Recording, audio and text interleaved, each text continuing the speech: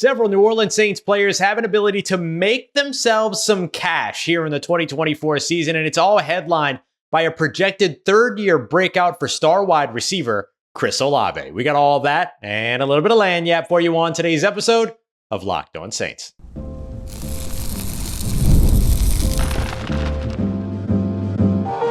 You are Locked On Saints, your daily New Orleans Saints podcast, part of the Locked On Podcast Network, your team every day. What is good, Who Dat Nation and Who Dat family? I am your host and your friend Ross Jackson, New Orleans native, your New Orleans Saints expert and credentialed member of the media covering those New Orleans Saints as a senior writer and reporter over at Saints News Network. And on today's episode, we're going to take a look at some New Orleans Saints that could make themselves some cash here with a stellar 2024, why cornerback Paulson Adebo's contract should already be in negotiation. Those talks should already be ongoing. And we're going to kick everything off with a look at wide receiver Chris Olave, who has the potential here in 2024 to be the team's next market setter with a big year. We appreciate you very much, as always, for making us your first listen of the day every day and for being an everydayer here on the Locked On Saints podcast, which is a proud part of Locked On Podcast Network, your team every day. New Orleans Saints wide receiver Chris Olave has every opportunity in front of him here in 2024 to be the next market setter for the New Orleans Saints. What do I mean when I say market setter? Well, I mean the next player that wears a New Orleans Saints uniform that resets the pay market or value at their position. It's not going to happen this offseason, but with a stellar 2024, which is already being projected for Olave, going into his third year, where lots of wide receivers tend to have their big breakout seasons. We saw with Nico Collins last year. I'll give you some other names as well from the past, including some blasts from the past guys too, as some evidence here. But Chris Olave would be in line with a really highly productive 2024 season that could lead to that next big contract that resets a market. We haven't seen a New Orleans Saints player reset a market for a couple of years now. It hasn't been since Alvin Kamara got his second contract with the team that we really saw a Saints player at the top of the list when it came to highest paid in terms of average per year value and things like that when it came to their position across the league. So today, we're going to take a look at how Chris Olave gets that done, some of the other examples from the past that get it done, and what a contract could potentially look like from an APY standpoint. We're not going to sit here and try to build out a signing bonus and all the other stuff here a year ahead. That's okay. We ain't got to go through all that. I'm just trying to show you that, hey, Chris Olave is on the brink of something here in 2024. So let's take a look at what it is that Chris Olave would need to do in order to really put himself in position to become that next highest paid wide receiver. Well, he's got to get a lot of production here in 2024. I know a lot of folks are going to sit here and they're going to kind of hear this and they're going to kind of wonder, okay, so like what about Chris Olave does he have to do in 2024 to be better than Justin Jefferson? And with the way that contracts work in this league, that's not exactly what you need to achieve, right? Chris Olave is going into his third year. After this year, the Saints will have the option to extend him. That'll be the first year that they can do that. You have to play 3 years. Then you can get into that extension conversation. The team will also have the opportunity, chance, option to pick up his fifth year option ahead of his fourth year as well. I would expect that fifth year option to get picked up if the team doesn't just extend him early. Either or could be the way that they end up going. So if the Saints were to extend him after this season, it's a little bit less likely that he hits that mark on Justin Jefferson's number based on performance. He would have to have incredible performance to deserve that. But if he gets the fifth year option and then ends up having a nice 2025 season and they haven't extended him yet until after that 2025 season, then it's almost a lock, right? Almost no matter what, as long as he has top wide receiver and not number one, but top 5, top 10 wide receiver production, he would then leap Justin Jefferson more than likely just based on timing for the deal. But if he wants it this year, it's got to be a big old season. I mean, we're talking at least 1,500 yards. But I think the biggest thing that you want to see from Chris Olave here in 2024 is scoring production, right? 5 touchdowns, 4 touchdowns, 9 touchdowns over the course of those 2 years.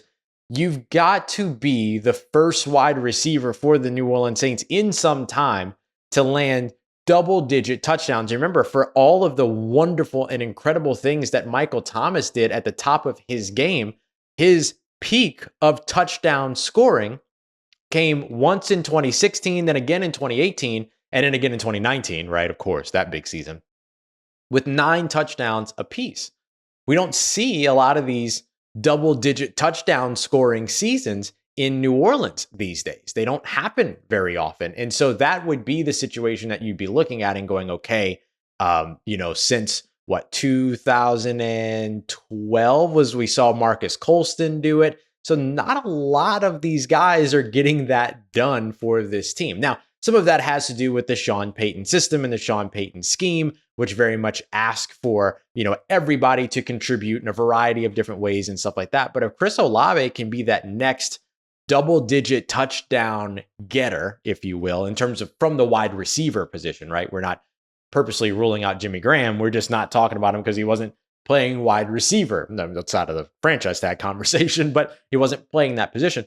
So I think that's got to be the big thing that you need to see from Chris Olave here in 2024, is if he can move into that elite scoring capability part of the conversation. And if he can do that, then he could be setting himself up to be that next market setter, whether that contract comes early, which again would be tougher. But if that contract comes after 2025, or rather that contract extension comes after 2025, and he's able to get himself into those numbers, that I think is huge for his argument for being in that spot. Because not only would he then be able to say that he was in that spot when it came to timing and things like that, which we kind of expect is typically one of the big drivers of getting these types of deals done.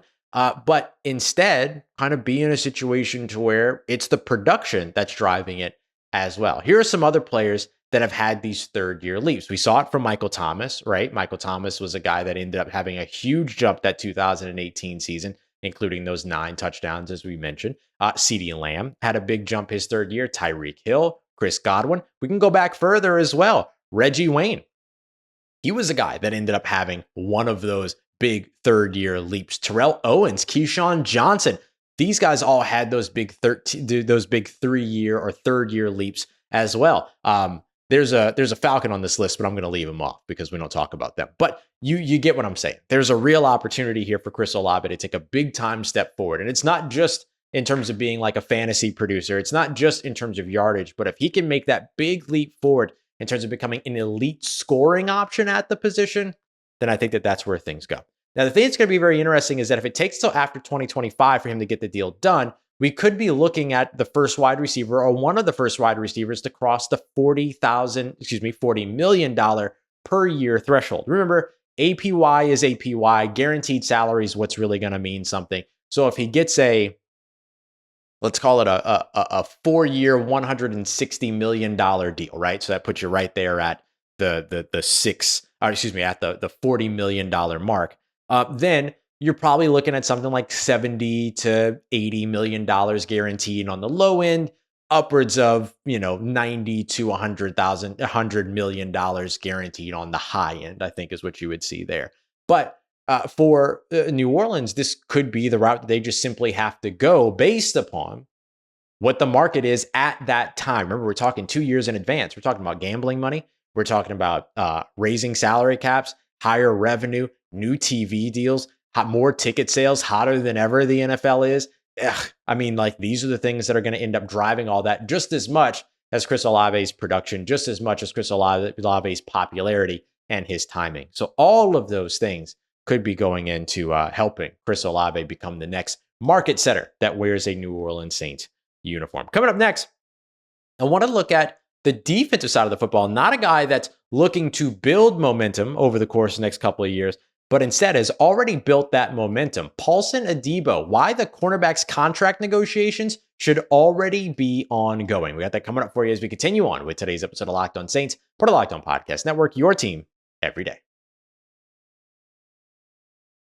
Today's episode of Locked On Saints is brought to you by our friends at eBay Motors. Passion, drive, patience. The formula for winning championships is also what keeps your ride or die alive. And eBay Motors has everything that you need to be able to maintain your vehicle and level it up to peak performance. You want superchargers, roof racks, exhaust kits, LED headlights. They've got it all over at ebaymotors.com. Whether you're into speed, power, or style, eBay Motors has everything that you need to make sure that you are covered. With over 122 million parts and accessories, you'll always find exactly what you're looking for. And with the eBay Guaranteed Fit, your part is guaranteed to fit the first time, every time, or your money back, because with eBay Motors, you're burning rubber, not cash. With all the parts you need at the prices that you want, it's easy to make your car an MVP and start bringing home those huge wins with eBay Motors. So keep your ride or die alive today at ebaymotors.com. Eligible items only. Exclusions apply.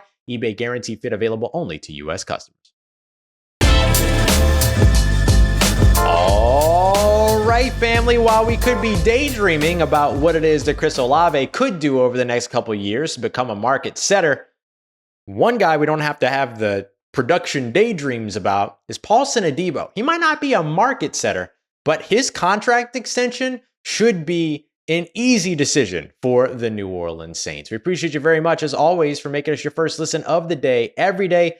And of course, don't forget, for your second listen, to go and check out Locked On Sports Today's 24/7 stream, live all day, running through, giving you all the biggest stories from around the league, from the local experts that know the teams the best. You can find it for free on Locked On Sports Today's YouTube page or on the free Amazon Fire TV channels app as well. Part of Locked On Podcast Network, your team every day. So look, from a production standpoint, it's super easy to make a decision around Paulson Adebo.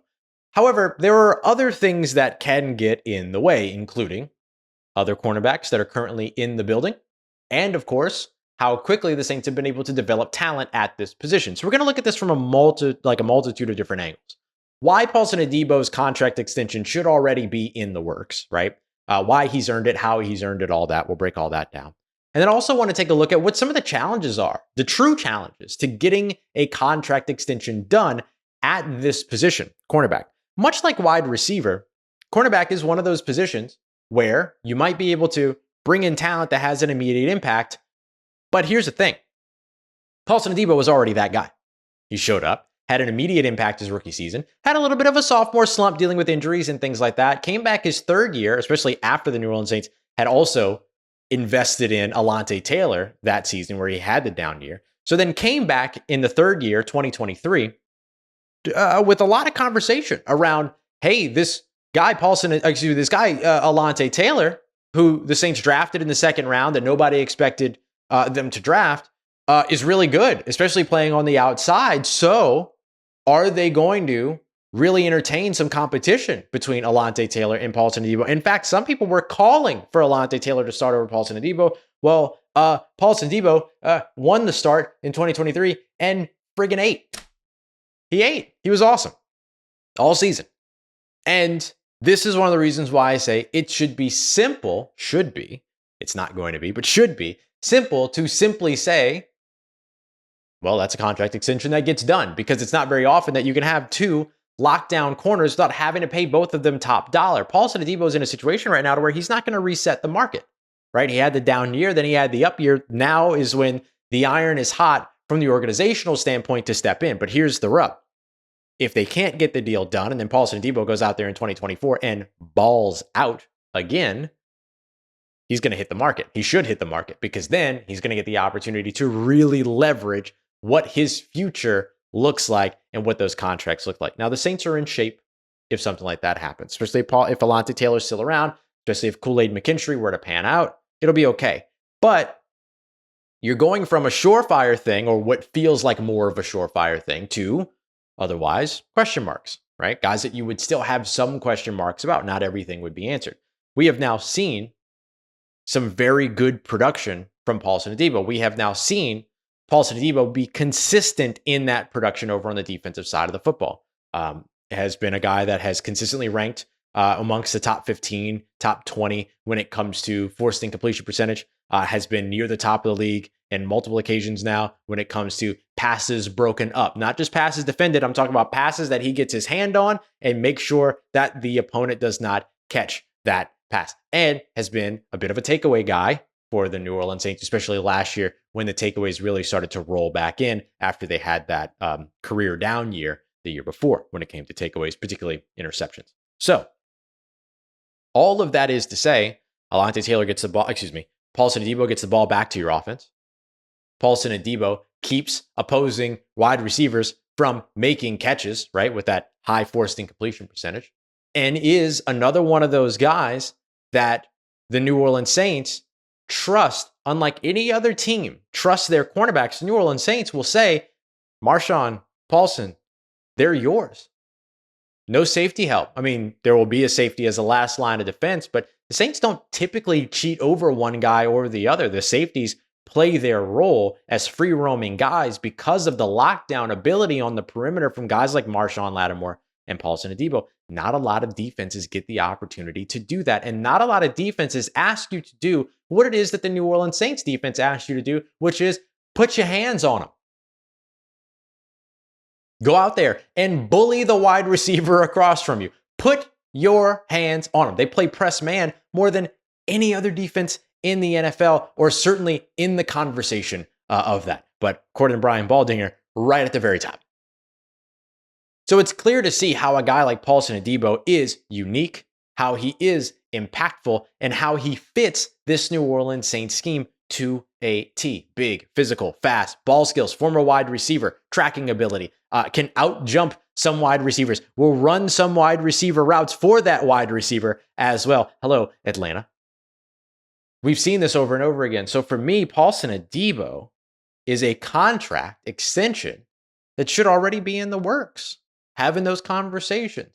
And look, you can open up those conversations and not be successful in them without ruining a relationship. I think there's this major misconception. I saw this happen with my good friend Luke Braun over at Locked On Vikings while he was kind of covering the Justin Jefferson thing, the contract extension. The fact of the matter is that last year, the Vikings and Justin Jefferson got close to getting that contract extension done. But then it got into the season, it kind of ran a little bit longer, and they didn't want it to be a distraction. So they said, you know what, we'll come back to this next year. Everybody said, well, they didn't get the contract extension done, so he must be gone. Chill out, calm down, take a little step back, breathe for a second. It ain't that dramatic. They came back to it the next year, and then what'd they do? They got the contract done. This is why when we were talking about Chris Olave, I mentioned, hey, they can start those conversations next year, but they could bridge the gap into 2020, into post-2025 if they want to, because we just saw that happen with Justin Jefferson. And in fact, for Chris Olave, that might be the better scenario. For Paulson Adebo, he didn't do a contract extension, couldn't do a contract extension before last year's season. Now he's coming into this fourth year, has the ability to do a contract extension. If the Saints can get it done, they should get it done. But if they can't, there's no fifth year option on the backside, but it doesn't mean that it ruins the relationship. They could come back to the table after 2024 and say, okay, well, now you've had this level of production in 2024, which is down from 2023 or up for 2023 or up from 2023. So here's how we can lay it all out. Now, here's where things do get a little bit complicated. Okay. Even if you do bridge the year, take your time, all that other stuff, or if you rush to get it done, you could do that too. But here's the complication. The New Orleans Saints have consistently developed very, very good perimeter corner talent. They developed, Marshon Lattimore, who, did you really develop him or was he just really good? You know what I mean? But they helped to develop Paulson Adebo. They helped to develop Isaac Yiadom. They helped to, move, Alon Taylor around, but got immediate production from him on the outside. They're looking to develop Kool-Aid McKinstry. They've done a very good job at this position of developing more talent. So that could get in the way from Paulson Adebo's side because the Saints might go, hey, look, if you don't stick around, all good, we can develop talent.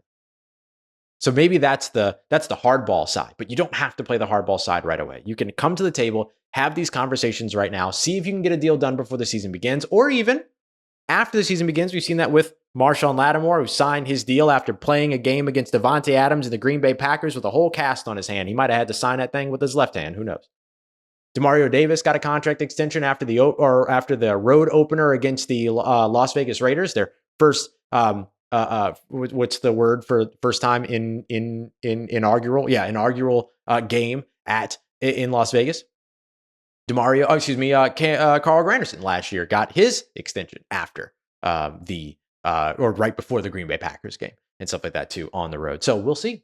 The New Orleans Saints could certainly go and get that done. But Paulson Adebo, I think, has done enough to at least warrant the conversation. Meanwhile, there are some other folks that can definitely make themselves some money in 2024, starting with a guy that's in a very similar situation now that Paulson Adebo just experienced, linebacker Pete Werner. We got that coming up for you as we continue on with today's episode of Locked On Saints, part of Locked On Podcast Network, your team every day.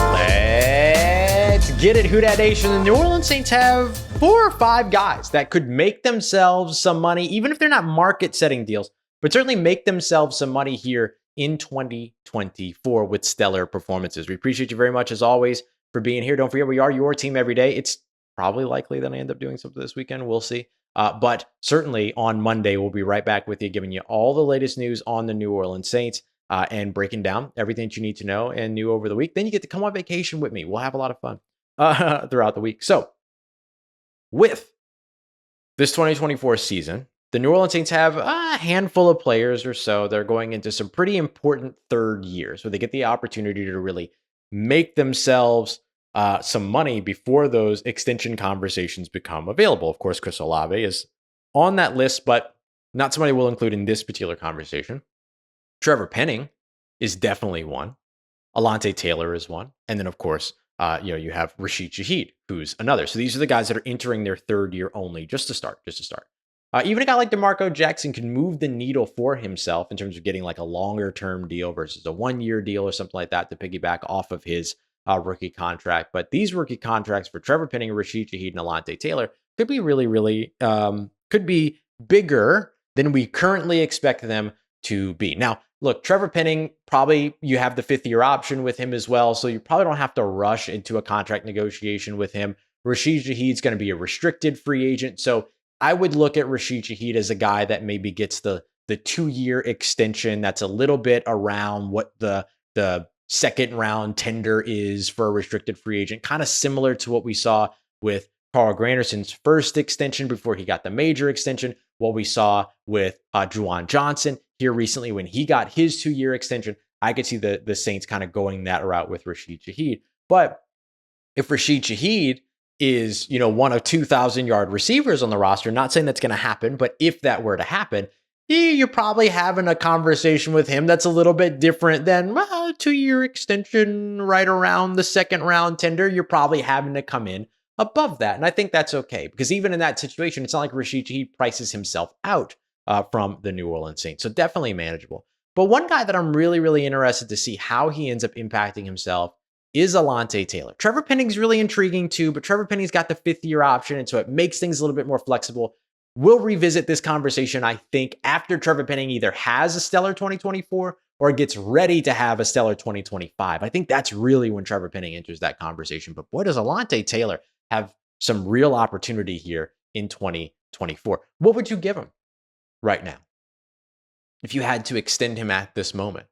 Especially with him having to play out of position, playing in the slot and stuff like that. Not an ideal situation for Alontae Taylor and his team to go to the table if they repeat 2023's year in 2024 in terms of his production in the slot. Got benched a couple of times and then got moved outside late in the season again and then balled out all of a sudden when they moved him outside. It's almost like he's playing out of position. Surprise, surprise. Maybe the New Orleans Saints added former North Carolina A&T cornerback Franklin Mack McLean, who's 6 foot, 185, 175 pounds. Maybe he's a guy that can compete in the slot, maybe open up more opportunities for Alontae Taylor's future on the outside. But 2024 could get interesting. Let's say the New Orleans Saints don't trade away Marshon Lattimore, which we're all pretty sure they're not going to do at this point, right? We haven't had those conversations in a while, and thankfully so.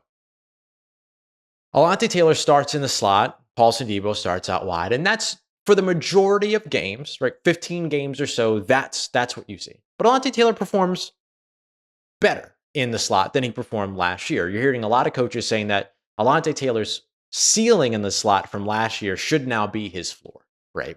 So if he performs better here in 2024 than he did in 2023 in the slot, do you take the early contract extension if you're Alontae Taylor?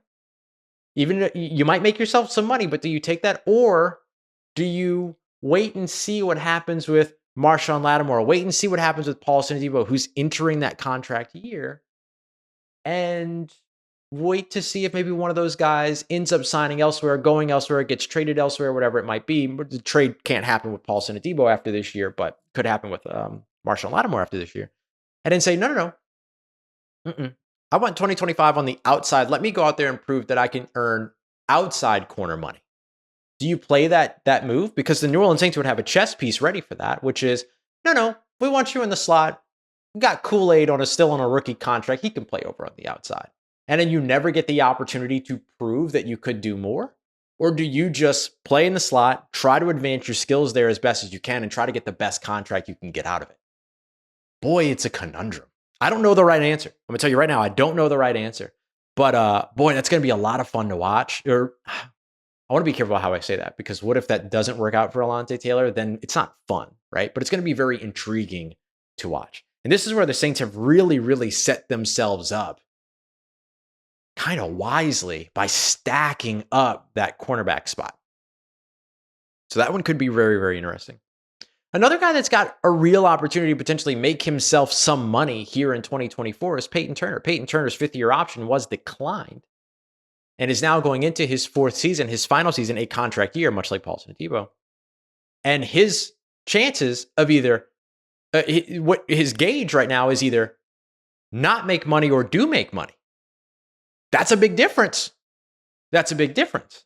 And so 2024 ends up being a really, really important year for him. How about Landon Young? He's a big one there too in terms of that conversation. He could further his way into a potential starting role if he gets the opportunity to compete. Let's say Ryan Ramczyk doesn't, they don't feel confident about him at right tackle. Maybe Landon Young becomes a starter at right tackle. Then they might look to replace him and upgrade there next year. Or they say, hey, we like what you did. Here's some moolah, right? Could end up making yourself some money. I think the other one that's really intriguing, we've discussed here on the show before, so that's why I kind of saved this one for last, is Pete Werner. Pete Werner now has Willie Gay in the building. Willie Gay could be competing for snaps with Pete Werner, but if nothing else, nonetheless, the New Orleans Saints are going to play more 3 linebacker sets. So either Willie Gay's your third linebacker or Pete Werner's your third linebacker. No matter what, you're going to see a lot of Willie Gay, Pete Werner, and Demario Davis on the field together, I believe, in 2024. Offenses are getting heavier, more 2 tight end sets last year since 2016, according to Next Gen Stats, which is when they started tracking that. More 2 running back sets, more fullbacks being involved in the NFL again. The NFL is going back to its big days on offense. And so that's going to pull these linebackers out on the field. But it's tough for Pete Werner, because if Pete Werner is not making plays when Willie Gay is on the field, but Willie Gay is making plays while Pete Werner's on the field, there's a big rut row there, right? But you end up in a situation to where you are being compared 1-to-1 right there, same play, same time, same defensive scheme, same offense doing the same thing, blah, blah. You're on the field at the same time. A little bit of competition there. So it could be very, very interesting. And Pete Werner could be looking to make himself some money. Willie Gay could also be looking to make himself some money in 2024 as well. The last guy I'm going to mention, because it's not really, I saved this one for last because it's unlikely he's making money with the New Orleans Saints, but it could benefit the New Orleans Saints, is Chase Young.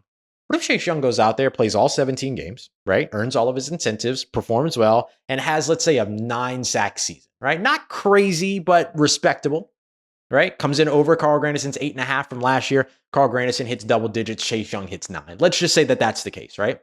Chase Young then gets to hit the free agency market ahead of 2025 and get himself a nice deal somewhere, and the New Orleans Saints get a 3rd-round compensatory pick out of it. Not too shabby. So he's the guy that's also fighting to make some money, along with all these other guys that the Saints have signed to 1-year deals. They're all fighting to make some money, but maybe not necessarily making money with the New Orleans Saints. Real quick, couple of quick updates for you before we get out of here. The New Orleans Saints announced the signing of former Tulane safety, as well as, of course, New Orleans native Roderick Teamer, a guy that, no pun intended, is a solid special teamer as well. And, of course, gives you a little bit more of that veteran safety depth. I think we can write off Justin Simmons. Just cross off your list. I'm so sorry. Hurts me too. I apologize. I tried. Did everything that I could. And then, of course, they also added Mac McClain, who we discussed earlier. As a corresponding move, they moved on from undrafted free agent defensive end out of Oklahoma State, Nathan Latu, who really didn't get an opportunity to make his presence known during OTAs, minicamp, stuff like that, dealing with injuries, all that other stuff. But those are just some quick updates for you in terms of guys that have been added to the roster, and then we'll see where things go from there. We appreciate you very much, as always, making Locked On Saints your first listen of the day, every day for your second listen. Matt Moscona, make sure you go and check him out in his return to Locked On LSU. And of course, my good friend Jake Madison has been on fire over at Locked On Pelicans. Who could the Pelicans be looking to move Brandon Ingram for, adding to Zion Williamson and that Pelicans team? There's so much to take a look at. Go and check it out over at Locked On Pelicans. Thank you so much, as always, for making Locked On Saints a part of your day, part of your routine, for saying yes to me on the show. As always, if you see me, please say hi. And if you need anything else around your New Orleans Saints in between these episodes, make sure you follow me on your favorite social media at Ross Jackson, NOLA. Hit me up. Let me know how the family's doing. Let me know how you living. Let me know how you're momming them. And trust Who Dat Nation, I'll holla at you.